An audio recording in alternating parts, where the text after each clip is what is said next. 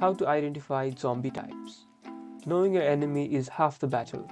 Not all zombies are created equal, and using the wrong strategy against the wrong type can be a fatal mistake. This guide will help you identify the various zombie variants and understand their specific weakness. The standard walkers are slow and predictable. Aim for the head to save ammo. However, keep a sharp eye out for sprinters, identified by their erratic, twitchy movements and shredded clothing. Sprinters have lower health than walkers but move twice as fast.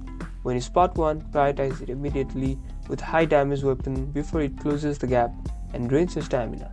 Heavily armed brutes can be identified by their sheer size and protective gear. Use armor-piercing rounds or explosives to take down the enemy. Then there are bloaters, which are swollen and often glow green. Never kill a bloater at close range.